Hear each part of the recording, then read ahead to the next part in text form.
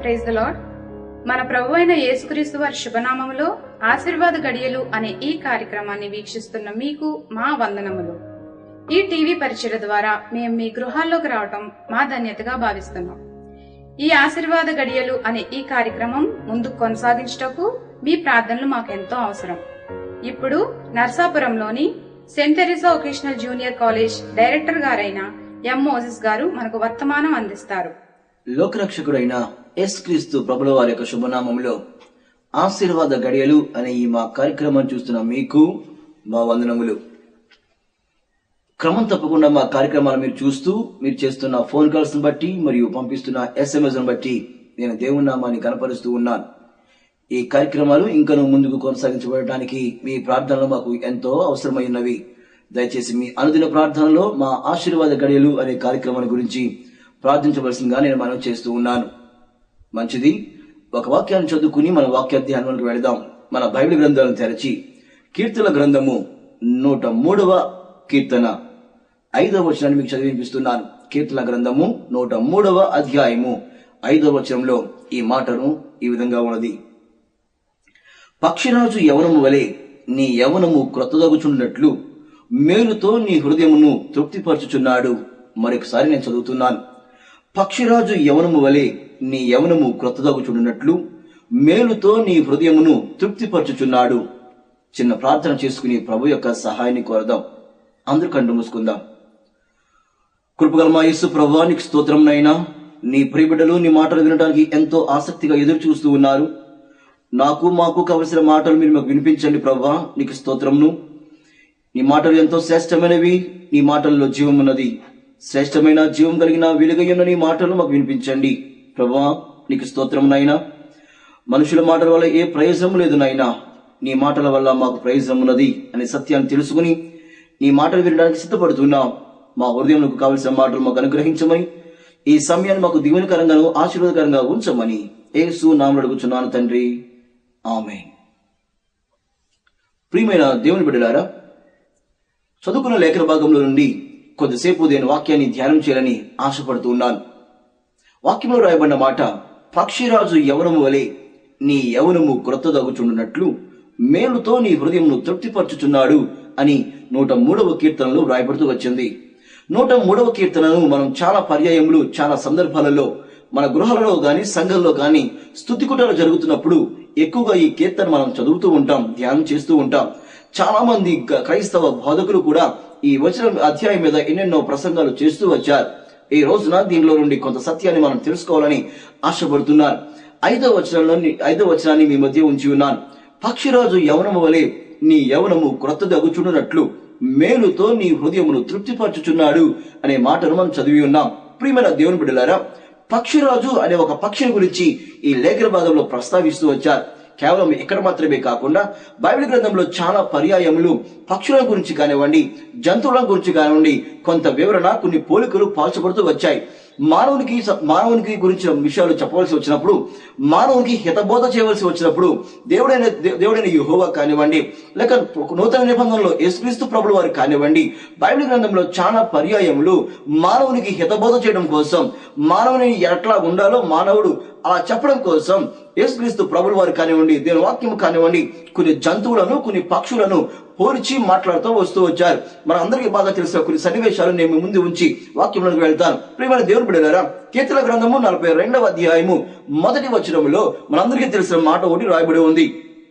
ఆ లేఖన భాగంలో దుప్పి అనే ఒక జంతువును పోల్చి మాట్లాడారు. దుప్పిని గురించి మాట్లాడుతూ మానవుడు ఆశ కలిగి ఉన్నాడని, ఏ రకమైన ఆశ కలిగి ఉండాలో అక్కడ లేఖన భాగం రాస్తూ ఆశల గురించి చెప్పవలసి వచ్చినప్పుడు దుప్పిని గురించి చెబుతూ వచ్చారు. ఇంకా మనం ముందుకు చదువుకుంటూ వెళ్తే కనుక సామెతల గ్రంథము 6వ అధ్యాయము 6వ వచనంలో అక్కడ మానవునికి హితబోధ చేయడం కోసం దేవుని వాక్యంలో ఏం రాయబడిందో తెలుసా? చీమలను ఉద్దేశించి మాట్లాడుతూ వచ్చారు. మానవుణ్ణి చీమల దగ్గరికి వెళ్ళమని అంటూ వచ్చారు. 6వ అధ్యాయము 6వ వచనం సామెత గ్రంథంలో, సోమరి చీమల యొద్దకు వెళ్ళుము అన్నాడు. అనగా చీమలు ఎంత కష్టపడతాయో, ఎంత ముందు చూపు కలిగి జాగ్రత్త పడుతూ ఉంటాయో, మానవుడా నీవు కూడా అంత కష్టపడాలి, నీకు అంత ముందు చూపు ఉండాలి అని చెప్పడం కోసం చీమల్ని ఉపయోగిస్తూ వచ్చారు. ఆ కీర్తన గ్రంథంలోనేమో ఆశించవలసి వచ్చినప్పుడు దుప్పివలి ఆశించాలి అని మానవునికి చెబితే, సామెతల గ్రంథం 6వ అధ్యాయము 6వ వచనంలో కష్టపడవలసి వచ్చినప్పుడు, ఇక ముందు చూపు నీకు ఉండవలసి వచ్చినప్పుడు చీమల వలె ఉండాలి అని చీమలను ఉద్దేశించి మాట్లాడుతూ వచ్చారు. నా ప్రియమైన సహోదరులారా, మనం నూతన నిబంధనలోనికి రాగలిగితే గనుక నూతన నిబంధనలో కూడా యేసుక్రీస్తు ప్రభులు వారు చాలా పర్యాయములు జంతువుల గురించి కానివ్వండి, పక్షుల గురించి కానివ్వండి ఆయన మాట్లాడుతూ వచ్చారు. ఆకాశ పక్షులను చూడుడి అన్నాడు. ఎందుకు చూడమన్నాడంటే, మీరు చింతిస్తున్నారు, మీరు వేదన చెందుతున్నారు, ఏమి తిందుమా, ఏమి త్రాగుదమా, ఏమి ధరించుకుందామా అని చింతిస్తున్నారు. చింతిస్తున్న మానవుని ఆకాశ పక్షుల వైపు చూడమన్నాడు. వాటికి చింత లేదు, అవి ధైర్యంగా నిర్భయముగా ఉన్నవి. అటువంటిప్పుడు మీకెందుకు అంత భయము, మీకెందుకు అంత చింత అని చెప్పవలసి వచ్చినప్పుడు యేసుక్రీస్తు ప్రభుల వారు ఆకాశ పక్షులు అనే మాటను ఉపయోగిస్తూ వచ్చాడు. ఇంకా మనం ముందుకు వెళ్ళిపోతే గనక అదే మత్తయి సువార్త 8వ అధ్యాయము 20వ వచనంలో ఒక మాట అంటూ వచ్చాడు. ఏమని యేసుక్రీస్తు ప్రభులు వారు మాట్లాడుతూ ఉన్నారనగా, నక్కలకు బొరియలను ఆకాశ పక్షులకు నివాసములు కలవు గాని మనిషి కుమారుడు తలవాల్చుకోవడానికైనా స్థలము లేదు అని చెబుతూ వచ్చాడు. యేసుక్రీస్తు ప్రభులు వారు మానవులతో మాట్లాడుతూ, దేవుని కుమారుడైన నాకు స్థలము లేదు, కానీ ఆకాశ పక్షులకు నివాసాలు ఉన్నాయి, నక్కలకు బొరియలు ఉన్నాయని చెప్పి జంతువులను ఉద్దేశించి, పక్షులను ఉద్దేశించి మాట్లాడుతూ వచ్చారు. అంత మాత్రమే కాకుండా ఇంకా మనం ముందుకు వెళ్ళగలిగితే గనక మత్తయి సువార్త 10వ అధ్యాయము 16వ వచనంలో కూడా యేసుక్రీస్తు ప్రభువు వారు తన శిష్యులను సేవకు పంపిస్తూ, సువార్తకు పంపిస్తూ ఈ మాట అంటూ వచ్చాడు. నేను మిమ్మల్ని తోడేళ్ల మధ్యకు పంపిస్తూ ఉన్నాను, మీరు చాలా జాగ్రత్తగా ఉండాలి అని చెబుతూ మీరు పాముల వలె వివేకులను, పావురముల వలె నిష్కపటులై ఉండుడి అని ఆయన శిష్యులకు హెచ్చరిస్తూ పంపించాడు. అనగా యేసుక్రీస్తు ప్రభులు వారు వివేకాన్ని గురించి మాట్లాడవలసి వచ్చినప్పుడు పాముని సంబోధిస్తూ వచ్చాడు. నిష్కపటము అనే మాటను సంబోధించడం కోసం ఆయన పావురాన్ని సంబోధిస్తూ వచ్చాడు. నా ప్రియమైన సహోదరులారా, బైబిల్ గ్రంథంలో చాలా చోట్ల చాలా పర్యాయములు మానవుని గురించి ఉద్దేశించి మాట్లాడవలసి వచ్చినప్పుడు జంతువులని కానీ ఆకాశ పక్షులను కానీ ఆయన సంబోధిస్తూ వచ్చాడు. అదే ప్రకారము మనం చదువుకున్న లేఖన భాగంలో మానవుని యొక్క యవనాన్ని గురించి సంబోధించవలసి వచ్చినప్పుడు, మానవుని యొక్క యవనాన్ని గురించి హితబోధ చేయవలసి వచ్చినప్పుడు, మానవుడికి యవనము వయసు అనే మాటను చెప్పవలసి వచ్చినప్పుడు దేవుని వాక్యం ఏ పక్షిని ఆధారంగా చేసుకున్నది అనగా పక్షి రాజు అనే ఒక పక్షిని ఆధారంగా చేసుకుని ఉన్నది. పక్షిరాజు యొక్క యవనము మానవుని యొక్క యవనానికి పోల్చబడి ఉన్నది. పక్షిరాజు యవనం వలె నీ యవనము కూడా ఉండాలి అని దేవుని వాక్యం మనకు సెలవిస్తూ ఉంది. నా ప్రియమైన సహోదరులారా, పక్షిరాజు యొక్క యవనాన్ని గురించి కొంత మనం శ్రద్ధగా దేవుని వాక్యాన్ని ధ్యానం చేయాలని ఆశపడుతున్నాను. పక్షిరాజు యవనము ఎప్పుడు వస్తాది? పక్షిరాజు యవనానికి ఉన్న ప్రత్యేకత ఏమిటి? ఎందుకు పక్షిరాజు యొక్క యవనాన్ని పోల్చి మాట్లాడాలి? ఈ లోకంలో ఎన్నెన్నో జంతువులు ఉన్నాయి, ఎన్నెన్నో పక్షులు ఉండగా వాటన్నిటిని కాదని ఎందుకు పక్షిరాజు మాత్రమే యవనాన్ని గురించి మాట్లాడవలసి వచ్చినప్పుడు పక్షిరాజును సంబోధిస్తూ వచ్చారు? ఏం కారణమో ఈ కార్యక్రమంలో మనం తెలుసుకోవాలని నేను ఆశపడుతున్నాను. ప్రియమైన దేవుని బిడ్డలారా, పక్షిరాజు యవనాన్ని గురించి కొంత ఆలోచన మనం చేద్దాం. పక్షిరాజు అనే మాటల గురించి మనం ఆలోచన చేస్తే ఇంగ్లీష్ బైబిల్లో పక్షిరాజు అనే మాటను ట్రాన్స్లేట్ చేస్తూ ఒక మాటను ఉపయోగించారు. ఏమిటి ఆ మాట అనగా అండ్ ఈగిల్ అని మాట్లాడుతూ వచ్చారు. ఈగిల్ అనే దానికి మన తెలుగు పరిభాషలో మనం ఏమంటామంటే గ్రద్ద అంటాం. నా ప్రియమైన సహోదరులారా, గ్రద్ద కానివ్వండి, ఈగిల్ కానివ్వండి, లేకపోతే పక్షిరాజు కానివ్వండి, ఈ మూడు ఒకటిగానే నేను భావిస్తూ ఉన్నాను. ఈ మూడింటి గురించి కొంత వివరణ నేను మీకు ఇవ్వాలని ఆశపడుతున్నాను. ఈగిల్ అని కానివ్వండి, పక్షిరాజు అని కానివ్వండి, గ్రద్ద అని కానివ్వండి, ఈ మూడు ఒకటిగానే భావించి నేను మీకు వాక్యాన్ని బోధిస్తూ ఉన్నాను. పక్షిరాజు గురించి నేను వాక్యం ఏమని సెలవిస్తుంది? పక్షిరాజుల గురించిన ప్రస్తావన కూడా బైబిల్ గ్రంథంలో కొన్ని చోట్ల ఇస్తూ వచ్చారు. మనందరికీ బాగా తెలిసినటువంటి యెషయా గ్రంథంలోని 40వ అధ్యాయము 31వ వచనంలో పక్షిరాజుల గురించిన ప్రస్తావన కూడా వచ్చి ఉంది. పక్షిరాజు వలె రెక్కలు చాపి పైకి ఎగురుదురు అని పక్షిరాజుల గురించి ప్రస్తావిస్తూ మొదలు పెట్టారు. నా ప్రియమైన సహోదరుల, పక్షిరాజుకు బైబిల్ గ్రంథంలో చాలా ప్రాధాన్యత ఉంది కాబట్టి దాని గురించి మనము ఆలోచించకుండా ఉండకూడదు అని మీకు మనం చేస్తున్నాం. దాని గురించి పరిజ్ఞానం లేకుండా ఉండరాదు అని నేను మీకు తెలియజేస్తూ పక్షిరాజుల గురించి కొంత వివరణ మీకు ఇవ్వాలని ఆశపడుతున్నాను. పక్షిరాజుల గురించి మీకు పూర్తిగా అర్థం అవడం కోసం, మీకు సులభతరంగా అర్థం చేసుకోవాలనే ఉద్దేశంతో నేను మీకు కొన్ని క్లిప్పింగ్స్ మీకు చూపిస్తూ ఉన్నాను. ఈ స్క్రీన్ మీద వస్తున్న క్లిప్పింగ్స్ మీరు జాగ్రత్తగా గమనిస్తూ వాక్యాన్ని మీరు నేర్చుకోవాల్సిందిగా నేను మీకు మనవి చేస్తున్నాను. పక్షిరాజు గురించి వ్రాయబడినటువంటి లేక చెప్పబడినటువంటి కొన్ని సన్నివేశాలు, తన యవన ప్రయాణం గురించి కొన్ని మాటలు మీకు తెలియజేస్తూ ఉన్నాను. పక్షిరాజు యవనం ఎట్లా వస్తుంది, దాని యవనాన్ని గురించి ఆ చరిత్ర ఏం చెబుతుంది, లేక పక్షి శాస్త్రం ఏం చెబుతున్నదో మనం కొంత తెలుసుకోవాల్సిందిగా నేను మీకు మనవి చేస్తున్నాను. పక్షిరాజు గురించి నేను మీకు కొన్ని వీడియో క్లిప్పింగ్ చూపిస్తున్నాను. శ్రద్ధగా స్క్రీన్ మీద ఈ వీడియో క్లిప్పింగ్స్ మీరు చూడవలసిందిగా నేను మనవి చేస్తూ ఉన్నాను. The eagle has the longest lifespan among birds. గ్రద్ద గురించి ఏమని చెప్పబడి ఉందంటే, పక్షులన్నిటిలో గ్రద్ద ఎక్కువ కాలం జీవించే పక్షిగా పిలువబడుతూ వచ్చింది. దాని యొక్క జీవిత కాల వ్యవధి చాలా ఎక్కువగా మనం చూస్తూ ఉన్నాం. దయచేసి మళ్ళీ చూడండి. The eagle has the longest life span among birds. నా ప్రియమైన సహోదరులారా, ఎక్కువ కాలం పక్షి జీవిస్తూ ఉంటుందట. ఎంతకాలం జీవిస్తుందో ఈ క్లిప్పింగ్ లో ఒకసారి జాగ్రత్తగా చూడండి. ఈ రెండవ క్లిప్పింగ్ లో it can live up to 70 years, but to reach this age the eagle must make a hard decision అని చెప్పబడుతూ వచ్చింది. అనగా పక్షిరాజు దాదాపు 70 సంవత్సరాల వరకు బ్రతకగలదట. తన జీవిత కాలం ఎంత అంటే 70 సంవత్సరాలు. ఈ 70 సంవత్సరాల జీవితాన్ని అది జీవించాలి, లేక 70 సంవత్సరాల వయసుకు అది చేరుకోవాలనుకుంటే కనుక అది తప్పనిసరిగా ఒక నిర్ణయాన్ని తీసుకోవాలి. తప్పనిసరిగా ఒక నిర్ణయాన్ని తీసుకుంటేనే కానీ అది అంతకాలం బ్రతకడానికి అవకాశం లేదు. ఏమిటి ఆ నిర్ణయము? దయచేసి చూడండి. ఏమిటి ఆ నిర్ణయం అనగా, ఇన్ ఇట్స్ 40s, 40వ సంవత్సరం వయసు రాగానే 40వ సంవత్సరం వయసులో అది ఒక నిర్ణయాన్ని తీసుకోవాలి. ఎందుకు ఆ నిర్ణయం తీసుకోవాలంటే అక్కడ చూడండి, it's long and flexible talons can no longer grab prey which serves as food. 40 సంవత్సరాలకు వచ్చేసరికి ఏమవుతుందంటే తన పొడవాటి కాల గోర్లు చాలా మెత్తగా అటు ఇటు వంగడానికి అనుకూలంగా ఉన్నటువంటి కాలు గోర్లు కాస్త ఏమవుతాయంటే అది ఎందుకు పనికిరాని స్థితిలో మారిపోతాయట. పక్షిరాజుల గురించి మనం ఆలోచన చేస్తే, లేక గ్రద్ద గురించి మనం ఆలోచన చేస్తే, గ్రద్ద తన కాళ్ళ గోర్లతో ఆహారాన్ని సేకరించి ఆ కాళ్ళ గోర్లతోనే ఆహారాన్ని చీల్చుకుని అది తినడానికి ఆ ప్రయత్నం చేస్తూ ఉంటుంది. అనగా పక్షికి లేక గ్రద్దకు కాళ్ళు గోర్లు చాలా విలువైనవి, చాలా ప్రాధాన్యత కలిగినటువంటిగా ఆ పక్షి యొక్క గోర్లు ఉంటూ వచ్చాయి. మనందరికీ బాగా తెలుసు. ఆ గ్రద్ద ఏదైనా ఒక జంతువులు గాని ఒక పక్షిని గాని అది తీసుకువెళ్ళిపోయేటప్పుడు తన కాళ్ళ గోర్లతో పట్టుకుని వెళ్తూ ఉంటుంది. అనగా కాళ్ళ గోర్లు తనకు ఆహారాన్ని సేకరించడంలో, ఆహారాన్ని భుజించడంలో కాళ్ళ గోర్లు చాలా ప్రాధాన్యతను సంతరిస్తూ ఉన్నాయి. అయితే తన 40 సంవత్సరం వయసు రాగానే ఏం జరిగిందో తెలుసా? ఇప్పుడు చూడండి. It's long and flexible talons can no longer grab prey which serves as food. తనకి ఆహారంగా ఉన్నటువంటి ఆహారాన్ని సేకరించినటువంటి ఆ కాళ్ళు గోర్లు కాస్త ఇప్పుడు వంగిపోయి ఆహారాన్ని సేకరించడం చాలా కష్టంగా మారిపోతుంది తన 40వ సంవత్సరం వయసులో. ఇంకా ఏం జరుగుతుందో చూడండి ఒకసారి. ఇంకా ఈ స్క్రీన్ మీద చూడండి. It's long and sharp beak becomes bend. ఎప్పుడైతే తనకు ఉన్న ముక్కు చాలా పొడవుగా చాలా షార్ప్ గా ఉండేటువంటి ఆ ముక్కు కాళ్ళ గోర్లతో ఆహారాన్ని సేకరించి తన ముక్కుతోటి ఆహారాన్ని చీల్చుకుని అది తినేటువంటి ఈ పక్షి 40 సంవత్సరం వయసు రాగానే తన పొడవాటి పదునైనటువంటి ఆ ముక్కు కాస్త వంగిపోయడం మొదలు పెట్టిందట. ఎప్పుడైతే వంగిపోతుందో ఆహారాన్ని తీసుకోవడం కూడా కష్టమవుతుంది. వంగిపోయిన ముక్కుతో ఆహారాన్ని సేకరించడం, భోజించడం కష్టంగా మారిపోయింది తన 40వ సంవత్సరం వయసులో. అంత మాత్రమే కాకుండా తర్వాత క్లిప్పింగ్ జాగ్రత్తగా చూడండి. ఇక్కడ ఏం జరిగిందో తెలుసా? Its old aged and heavy wings due to their thick feathers become stuck to its chest and make it difficult to fly.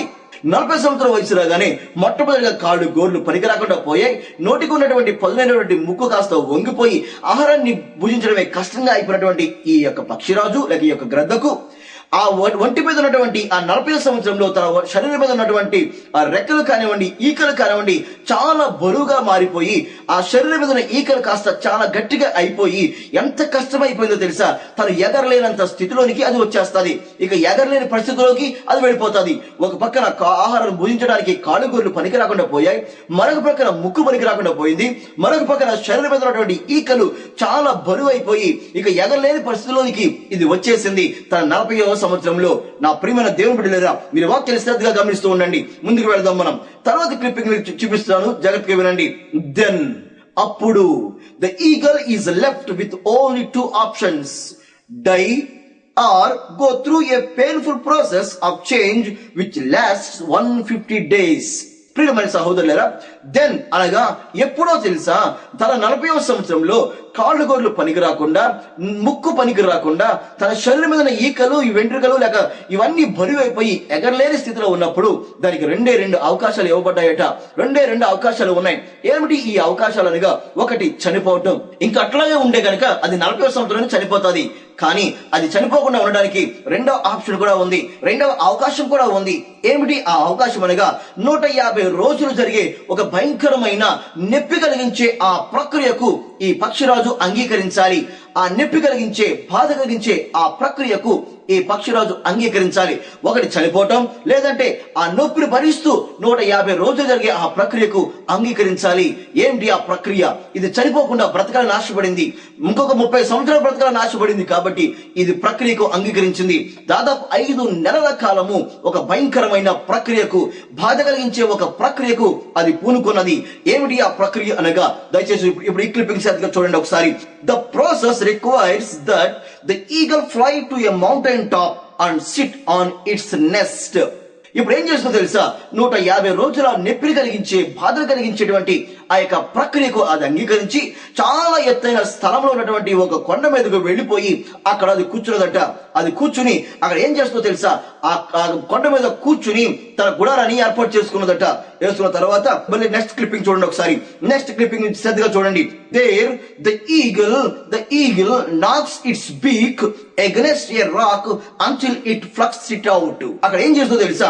ఎత్తైన కొండ మీదకి వెళ్లిపోయి ఒక ఎత్తైన రాయి మీద వెళ్లిపోయి అక్కడ తన ముక్కును, వంగిపోయినటువంటి తన ముక్కును ఆ రాయికేసి కొడతా ఉన్నది. ఎంతవరకు కొడుతుందో తెలుసా? వంగిపోయిన తన ముక్కు ఊడిపోయేంత వరకు నొప్పి కలిగినా, బాధ కలిగినా, ఎందుకో మరో 30 సంవత్సరాలు బ్రతకాలి కాబట్టి వంగిపోయిన తన ముక్కు ఊడిపోతేనే కానీ కొత్త ముక్కు రాదు అని తెలుసుకున్నటువంటి ఈ గ్రద్ద, ఈ పక్షిరాజు తన ముక్కును రాయికేసి కొడతా ఉంది. ఎంత నొప్పి వచ్చినా భరిస్తూనే ఉంది. ఈ 150 రోజుల ప్రక్రియలో మొట్టమొదటి ఏంటో తెలుసా? తన ముక్కును ఊడబెరుకుంటూ ఉంది, రాయికేసి కొట్టుకుని. ఆ తర్వాత క్లిప్పింగ్ చూడండి ఒకసారి. After plucking it out, the eagle will wait for a new beak. పక్షిరాజు ఏం చేస్తుందంటే అది తన ముక్కును పీకి వేసుకున్న తర్వాత అది మరొక కొత్త ముక్కు వచ్చేంత వరకు అక్కడే ఎదురు చూస్తూ ఉండాలి. వచ్చిన తర్వాత to grow back and then it will pluck it out talons. అంత మాత్రమే కాకుండా కొత్త ముక్కు వచ్చేంత వరకు అది ఎదురు చూసి కొత్త ముక్కు వచ్చిన తర్వాత తన పనికిరాని కాళ్ళ గోర్లను ఈ కొత్త ముక్కు చేత అది పీకి వేసుకుంటుంది.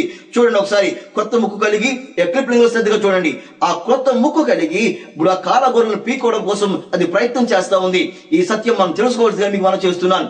పనికిరాని ముక్కును పీకి వేసుకుని ఇప్పుడు ఆ వచ్చిన కొత్త ముక్కు చేత తన కాళ్ళ గోర్లను కూడా అది పీకి వేసుకుంటుంది.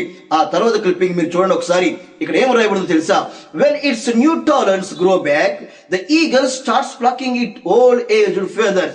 ఇప్పుడు తన కాళ్ళగోరు కూడా పీకి వేసుకున్న తర్వాత కాళ్ళగోర్లు కూడా కొత్తగా వచ్చాయట. కొత్తగా వచ్చిన తర్వాత ఇది ఏం చేస్తుందో తెలుసా? తన శరీరం మీద ఉన్నటువంటి ఆ పాత పడిపోయిన, ఆ ముసలిగా అయిపోయినటువంటి పనికిరానటువంటి ఈకలన్నింటినీ కూడా అది పీకి వేసుకుంటూ ఉంది. పీకి వేసుకున్న తర్వాత ఇప్పుడు చూడండి ఒకసారి. 5 నెలల సమయం గడిచిపోయింది. ఇప్పుడు కొత్త ముక్కు వచ్చింది, కొత్త కాలుగోర్లు వచ్చాయి, కొత్త ఈకలు వచ్చాయి. ఈకలు వచ్చిన తర్వాత అండ్ ఆఫ్టర్ 5 months అనగా 150 రోజుల తర్వాత the eagle takes its famous flight of rebirth and lives for 30 more years. ఎప్పుడైతే 40 సంవత్సరంలో పనికిరాని తన ముక్కును, పనికిరాని తన కాలగోర్లను, పనికిరాని తన ఈకల్ని పీకుకోవడం కోసం 5 నెలలు శ్రమించి, 5 నెలలు కష్టపడి, నొప్పిని భరించి, బాధలు భరించిందో అన్ని కొత్త రావడం మొదలు పెట్టాయి. కొత్త ముక్కు వచ్చింది, కొత్త కాలుగోర్లు వచ్చాయి, కొత్త ఈకలు వచ్చాయి. ఇప్పుడు ఏం చేస్తుందో తెలుసా? కొత్తగా జన్మించిన పక్షిరాజు వలె నూతన యౌవనం కలిగి అది ఎగురుతూ వెళ్ళిపోతుంది. అక్కడి నుండి మరొక 30 సంవత్సరాలు అది బ్రతకపోతూ ఉంది. నా ప్రియమైన సహోదరులారా, ఇది శ్రద్ధగా మీరు అర్థం చేసుకోవాల్సిందిగా నేను మీకు మనవి చేస్తూ ఉన్నాను. ఈ పక్షిరాజు 5 నెలల ఆ నొప్పిని కలిగించేటువంటి భయంకరమైన ఆ ప్రక్రియకు అది అంగీకరించింది కాబట్టి ఈ రోజున అది సంతోషంగా నూతన బలము కలిగి అది ఎగిరిపోతూ ఉంది. నేను అనుకుంటూ ఉన్నాను ఈ సందర్భంలో యెషయా గ్రంథము 40వ అధ్యాయము 31వ వచనంలో రాయబడిన మాట చాలా వాస్తవమైన మాటగా నేను భావిస్తూ ఉన్నాను. ప్రియమైన దేవుని బిడ్డలారా, యెహోవా కొరకు ఎదురు చూచువారు నూతన బలం పొందుదురు, వారి పక్షిరాజు వారి రెక్కలు చాపి పైకి ఎగురుదురు అనే వాక్యంలో రాయబడి ఉంది. నూతన బలం పక్షిరాజుకు వచ్చినట్లుగానే, నూతన బలం కలిగిన పక్షిరాజు రెక్కలు చాపి ఎగిరిపోతున్నట్లుగానే ఆ యొక్క యెహోవా కొరకు ఎదురు చూచేవారు అటువంటి బలాన్ని పొందుకుంటారు అని ఆ వాక్యంలో రాయబడుతూ వచ్చింది. ఈ మాటలు చాలా శ్రేష్టమైనవిగా నేను ఊహిస్తూ ఉన్నాను. ప్రియమైన సహోదరులా, ఈ వాక్యం ఇచ్చిన నా ప్రియమైన దేవుని బిడ్డలారా, పక్షిరాజు తన యొక్క 5 నెలల ఆ నొప్పి కలిగించే ఆ ప్రక్రియకు అంగీకరించింది కాబట్టి అది ఈ రోజున నూతన బలం కలిగి ఎగురుతూ ఉంది. ఆ చివరి క్లిప్పింగ్ లో ఆ మాటను ఒకసారి నేను మీకు చదివి వినిపిస్తున్నాను. ఒకసారి చూడండి. After 5 months the eagle takes a famous flight of rebirth and lives for 30 more years. అక్కడ రీబర్త్ అనే ఒక మాటను ఉపయోగిస్తూ వచ్చారు. అనగా తిరిగి జన్మించినట్లుగానే అది తన జీవితాన్ని ఫీల్ అవుతుంది. వాస్తవానికి 40వ సంవత్సరం వయసులో అది చనిపోవలసినటువంటి అవకాశం వచ్చింది. తన మరణానికి దగ్గరగా వెళ్ళిపోయే అవకాశం వచ్చింది. కానీ అది చనిపోకుండా 5 నెలల ఆ ప్రక్రియకు అంగీకరించింది. కాబట్టి 5 నెలల తర్వాత ఆ గ్రద్ద లేక పక్షిరాజు ఏమని అనుకుంటుంది తెలుసా? ఇప్పుడు నేను మరలా జన్మించిన పక్షిని, నాలో మరలా బలం నూతనంగా వచ్చింది, నూతన బలం నాలో వచ్చింది. కాబట్టి అది చాలా సంతోషంగా ఎగిరిపోతూ వస్తుంది. ఈ సారాంశం యొక్క ఆత్మీయ ఉద్దేశం ఏమనగా, నా ప్రియమైన సహోదరి సహోదరులారా, నీవు నేను కూడా పక్షిరాజు వలె తిరిగి జన్మించవలసిన వారంగా ఉన్నాం. నీవు నేను కూడా పక్షిరాజు వలె మన యవ్వనాన్ని క్రొత్తది మనం చేసుకోవాలి. ఎట్లా మనం చేసుకోవాలి? ఏమిటి ఈ రీబర్త్? ఏమిటి ఈ పునర్జన్మ? ఏమిటి ఈ ప్రక్రియ? మనం ఆలోచన చేసి పక్షిరాజు 5 నెలల కాలంలో తను ఎంతో భయంకరమైనటువంటి ఆ ప్రక్రియకు అది అంగీకరిస్తూ వచ్చింది. ఏమిటి ఆ ప్రక్రియ అనగా దాని ఆత్మీయ సారాంశం ఏంటో తెలుసా? నీవు నేను కూడా మనం 5 నెలల ప్రక్రియకు అది అంగీకరించవలసిందే. మనం అంగీకరిస్తేనే కానీ మనలో ఆ నూతన యవ్వనం రాదు. మనం తిరిగి ఆ విధంగా జన్మించలేం. తిరిగి మనం ఆ విధంగా బలాన్ని పొందుకోలేం. ఏమిటి? పక్షికి తన కాలగోర్లు ప్రధానమైనటువంటి అవయవాలుగా మనం చెప్పుకోవచ్చు. ఆహారాన్ని భుజించాలంటే కాలగోర్లు లేకుండా దాని వల్ల కాదు. ఆహారాన్ని తీసుకోవాలంటే ముక్కు లేకుండా తన వల్ల కాదు. ప్రముఖమైనటువంటి ఆ కాలుగోర్లు, ఆ ముక్కుయే నీకు నాకు పోల్చబడ్డాయి. అది ఎట్లాగో తెలుసా? మన కాళ్ళు, మన చేతులు, మన నోరు ఇవన్నీ కూడా పక్షిరాజు యొక్క ముక్కు కాలగోర్లకు పోల్చబడిన రీతిలోనే మనము కూడా ఆ విధంగా పోల్చబడుతూ వచ్చాం. ప్రియమైన దేవుని బిడ్డలారా, ఈ రోజున నీవు నేను కూడా మన కాళ్ళతో, మన చేతులతో, మన నోటితో పాప సంబంధమైన వాటితో మనం ముందుకు వచ్చేసాం. పాప సంబంధమైన వాటితో జీవిస్తూ ఉన్నాం.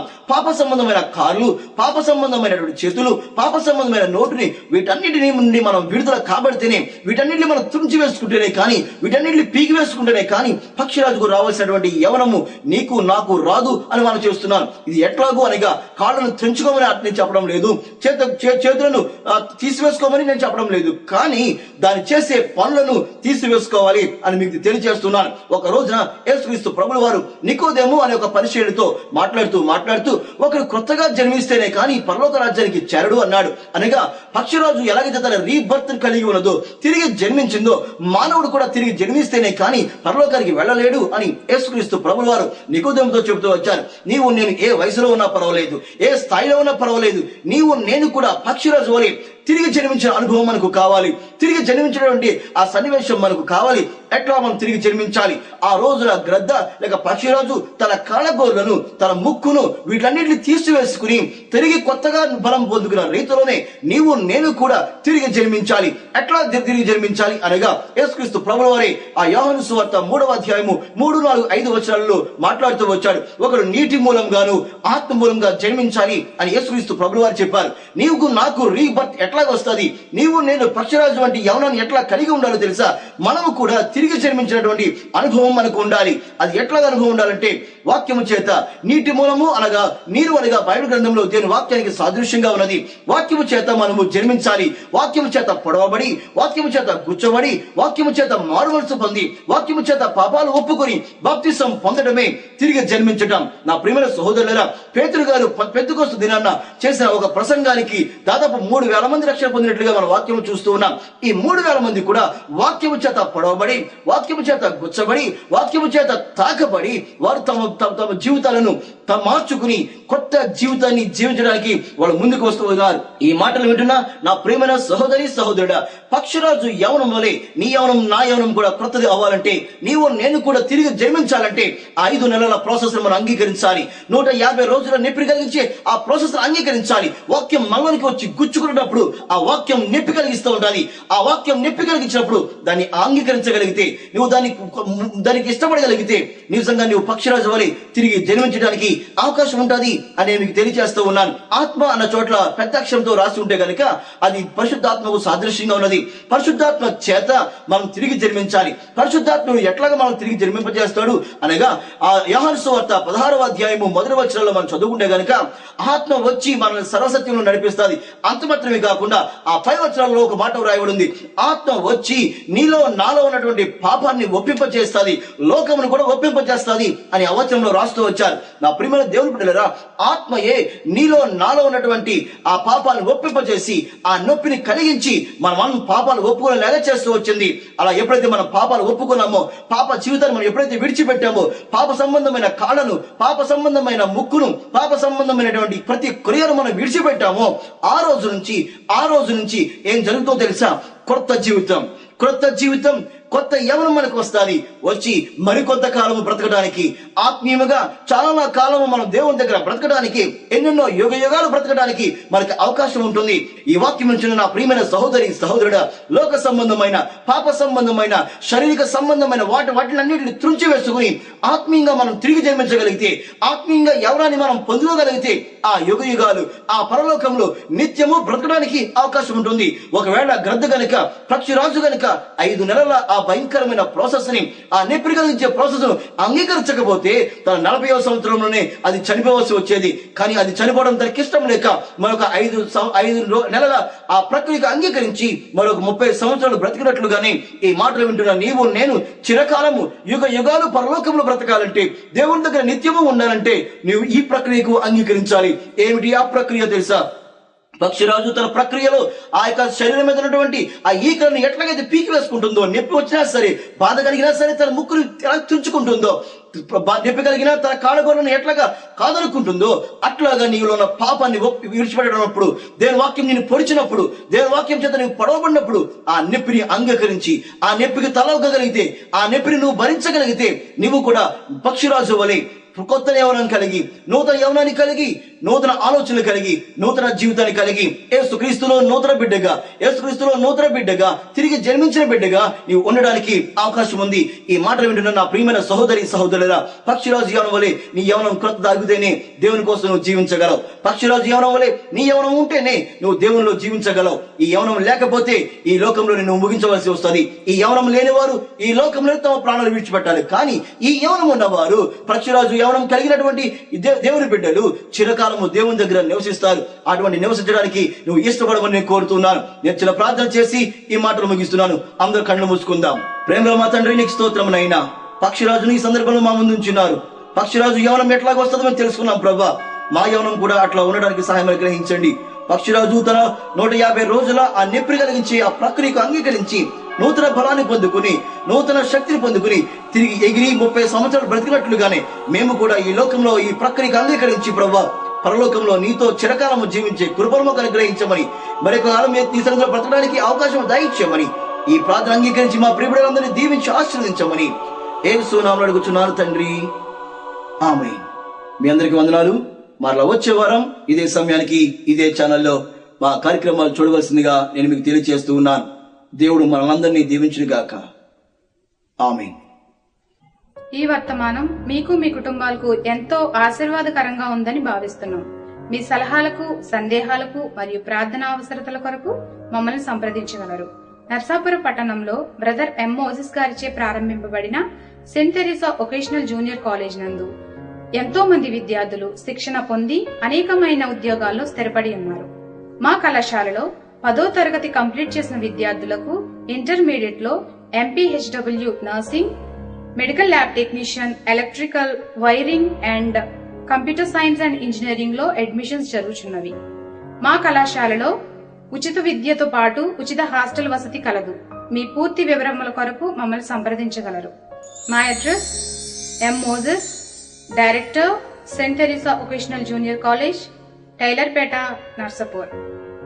మా ఫోన్ నంబర్ 9849562857. దేవుడు మనల్ని దీవించును గాక.